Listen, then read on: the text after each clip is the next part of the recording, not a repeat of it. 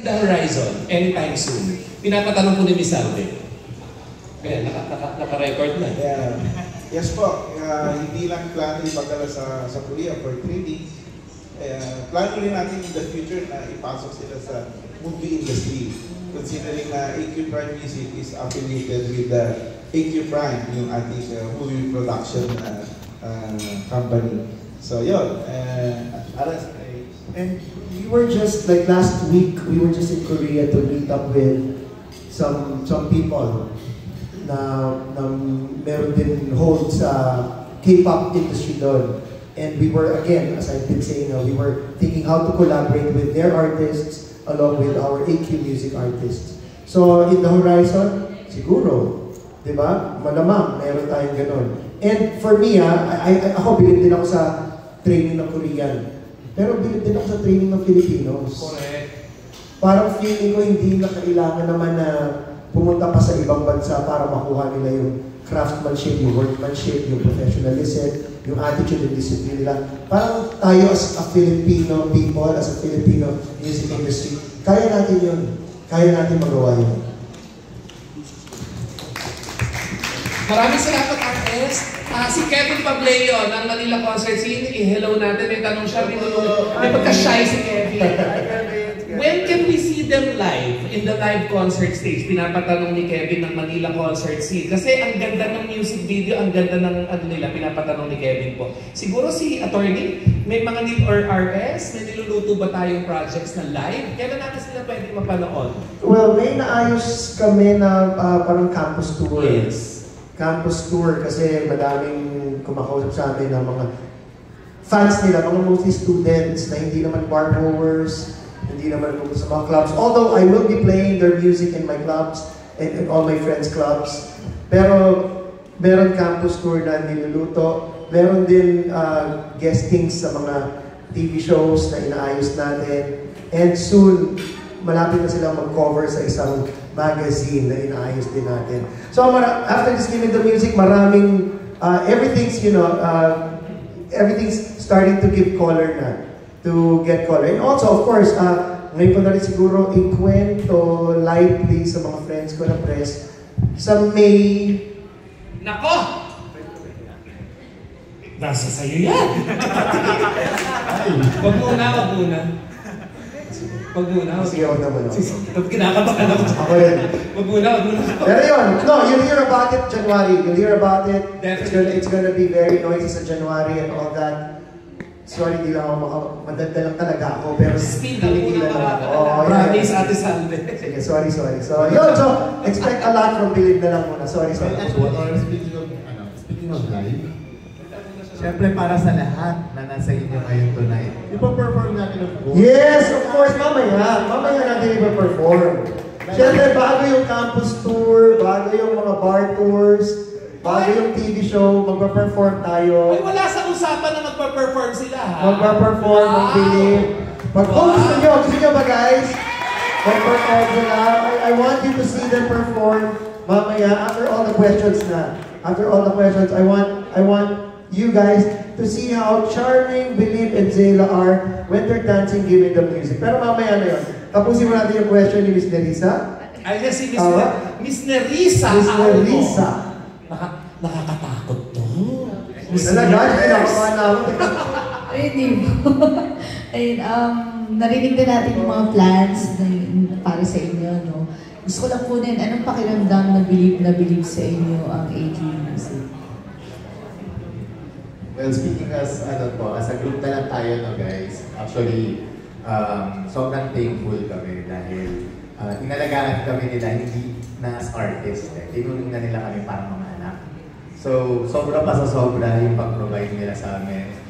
Both yun, ang pag-disiplina sa amin, of course, and sustaining the group itself, including Zayla, no, from the start. And of course, syempre si Mama Chooks, na nandito ngayon sa amin na talagang hindi naniwala siya sa amin at tinulungan niya kami i-guide all throughout sa aming journey para mas maging established pa kami as artists. So, ayun, sobrang we feel really loved. Kaya parang even sa amin, kahit mahirap sa industry natin ngayon to move on, naging tunang lakas ng loob namin aming mga boss na si Atty. Alvin at si Atty. Hani. And of course po, RS. Yes. Okay, for the group NZ na rin, if you were to reflect on your career this year, no, anong mga highlights gusto niyo ma-share? And for next year, may mga gusto ba kayong mangyari pa sa career niyo? For me po, there was a lot that happened ngayong year na to because I just released my album din po a few months ago. And yun nga po, collaboration with other artists and especially Believe Them.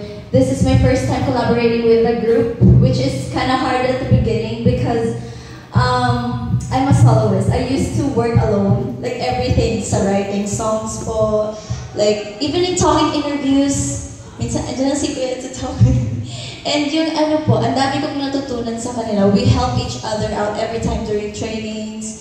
Yung shoot, nagtutulungan din po kami and we motivate each other.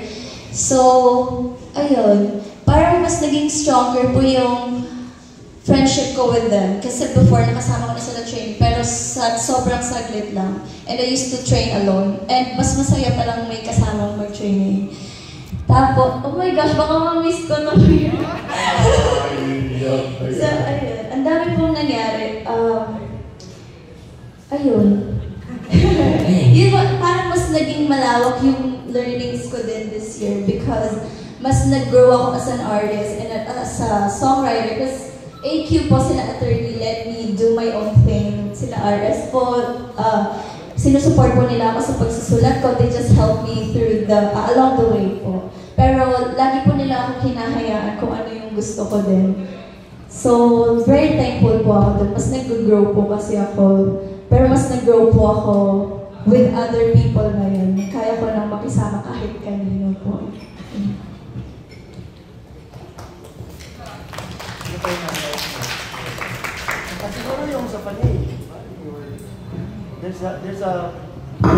One of the highlights also of Believe was we recently produced a tribute film for Nora Honor, the national artist Nora Honor.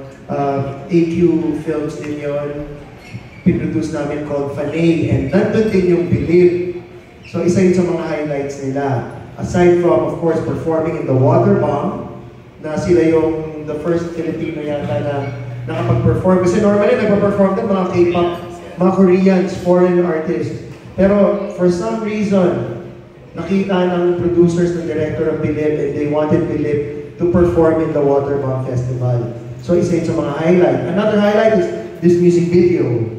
Diba? Na malo-launch before Christmas, and I'm sure pag nag-bar tour sila sa amin, sa clubs namin, sa G-Side, sa Lust, sa Rampa, sa Karma, maririnig nila yung mga songs nila doon and they can perform it there also. Tsaka sa Grand House. So maraming highlights for Believe na nangyari this year. So let's hope and pray that 2026 will be a year of so many highlights as well. Actually, our round the clock na po pinapatugtog sa Rampa at positive na ang response ng LGBTQIA+ community. Oh, thank you. Okay, ang next po, last 1, 2, 3, 4. Last 4 questions. Ibibigay ko yung mic kay Angelica of Manila Standard. Angelica! Hello po. Congratulations. Nakakit may aksidente na nangyari. Salamat po sa Thank you Congratulations po sa buong Believe team and behind sa team behind po ng music video. Question ko lang po, kasi grabe yung nilatag ng EQ Music and Sir RS sa Believe na sa inyo, no? And then, marami siyang maraming plan for you. Pero, ano yung may ipapromise nyo sa EQ and kay Sir RS? Promise yun ha, may ganun yun ha. I swear to, I don't know. Bro, ano yung promise nyo? Commitment nyo.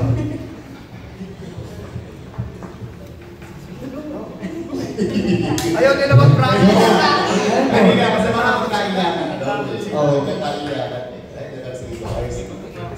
siguro po mas gagalingan pa po namin, mas bibigay pa po namin yung best po namin as an artist po. And syempre po as a family po ng AK Prime Music po, gagawin po talaga namin yung best pa po namin. Bibigay pa po namin yung 100% 100% po na effort po namin sa lahat po ng gagawin po namin sa futures po namin, sa mga future projects pa po namin. So yun po, makakaasa po kayo na mas gagalingan pa po namin, mas marami pa pong pasabog sa mga susunod po na buwan. So yun po. Okay. Kanina diba, tinanong kayo kung kanina yung dedicate yung Give Me the Music. Pero ngayon, ano yun? Kasi, what music can give to you naman? Gusto po natin makuha ang music. Or siguro ang ibig sabihin ni Angelica, what has music given to them? How did music change your life? How did it improve your way of living, your way of thinking? Siguro yung music para sa akin, ito yung comfort ko kapag ito yung mga panahon na wala akong makausap, medyo stress, pagod. Music talaga yung yung nabibigyan ng music sa akin. Yung pag nakapakalma niya ako, ako naman po, siguro, sabi ko is, music is my life. And ayun, nagsimula po talaga ako sa music po ever since bata pa lang po ako, and it has given me inspiration, love, everything po na doon ko po na-express through music. And since I can express my love for music, I can also be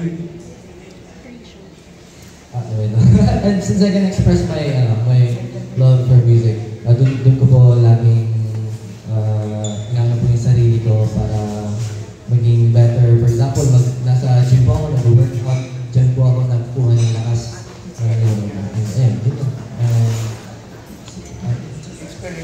Inspiration.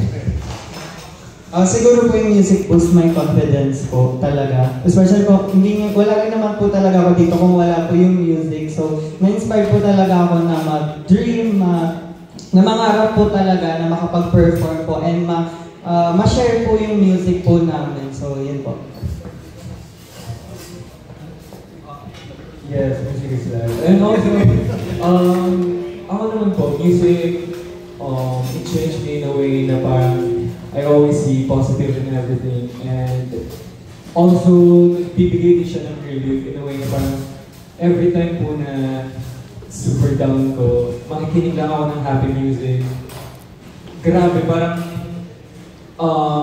automatic, parang instantly nag-change po agad yung mood ko. Tapos, nakaka-help po talaga siya in everyday, sa everyday living ko.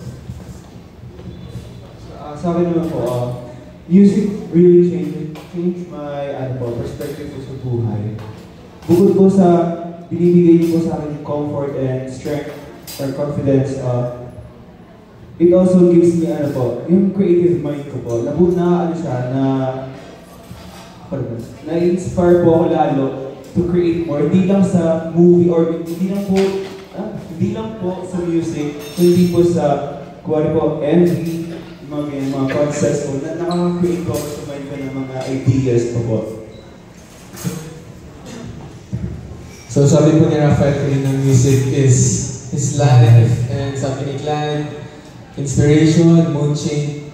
Pag malungkot ka, sabi ni Bessie. So sa akin naman talaga, sabi nga po sa Give Me the Music, with every beat, my body can't help but go. Sabi po sa Give Me the Music. So,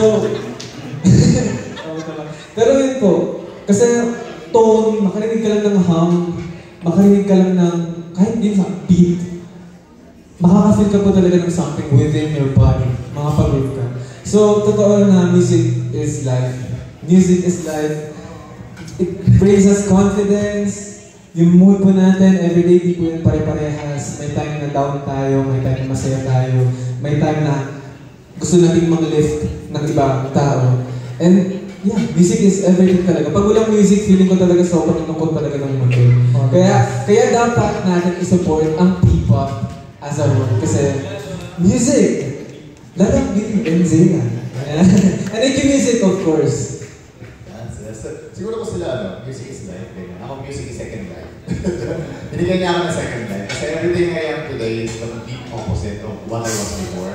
So sobrang introvert ako, ayoko even magsalita in front of people, ayoko mag-perform, I'm not even a singer or dancer. Pero nung na-discover ko yung music. Ayan, nag-iuwi ko kami po. Thank you, Yuki!